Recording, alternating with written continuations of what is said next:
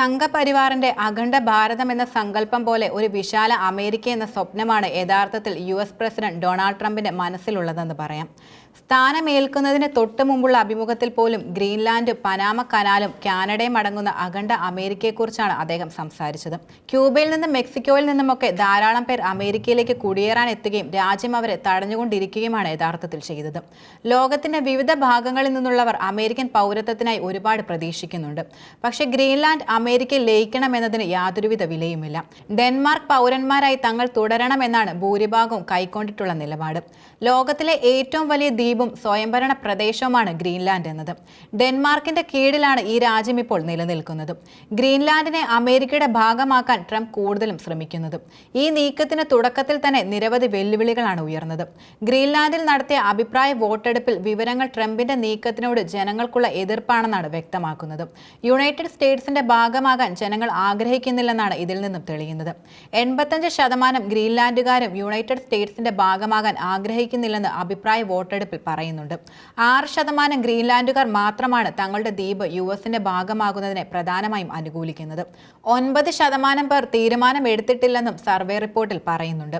US president Donald ട്രംപിന്റെ താൽപര്യത്തെ പകുതിയോളം ജനങ്ങളും ഒരു ഭീഷണിയായിട്ടാണ് പ്രധാനമായും വിലയിരുത്തുന്നത്.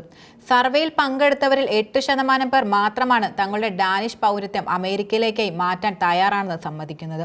55% പേർ ഡാനിഷ് പൗരന്മാരായി തുടരാനാണ് കൂടുതലും ആഗ്രഹിക്കുന്നത്. 37% പേർ തീരുമാനം എടുത്തിട്ടില്ലെന്നാണ് റിപ്പോർട്ടിൽ പറയുന്നത്.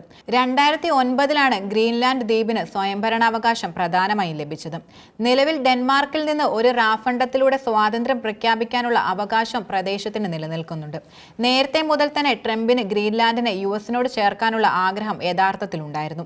ഗ്രീൻലാൻഡ് ഡെൻമാർക്കുമായി അടുത്ത സഹകരണം തുടരാൻ ആഗ്രഹിക്കുന്നതിന്റെ തെളിവാണ് സർവേയെന്നും പ്രധാനമന്ത്രി തുറന്നു പറഞ്ഞു.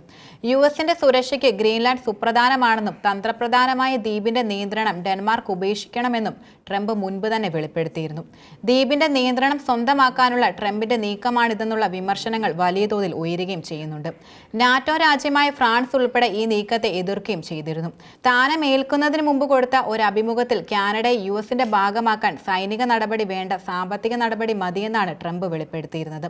പക്ഷേ ഗ്രീൻലാൻഡ് സ്വന്തമാക്കാനുള്ള നീക്കത്തിൽ സൈനിക നടപടിയും ട്രംപ് തള്ളിക്കളയുന്നില്ല. എന്നാൽ രാജ്യം വിൽപ്പനയ്ക്ക് വെച്ചിരിക്കുകയല്ലെന്നാണ് ഗ്രീൻലാൻഡ് ഇതിനോട് പ്രതികരിച്ചിരുന്നത്. ഗ്രീൻലാൻഡുകാർ സ്വന്തം ഭാവി തീരുമാനിക്കട്ടെ എന്ന നിലപാടാണ് ഡെൻമാർക്ക് പ്രധാനമന്ത്രി മെറ്റെ ഫെഡറിക്സനും ഗ്രീൻലാൻഡ് പ്രധാനമന്ത്രി മ്യൂട്ടെ എഗേഡയ്ക്കും നടത്തുന്നത്. ഈ വിവാദങ്ങൾക്കിടെ ട്രംപ് ജൂനിയർ ഗ്രീൻലാൻഡ് സന്ദർശിച്ചതും വലിയ വാർത്തയായിരുന്നു.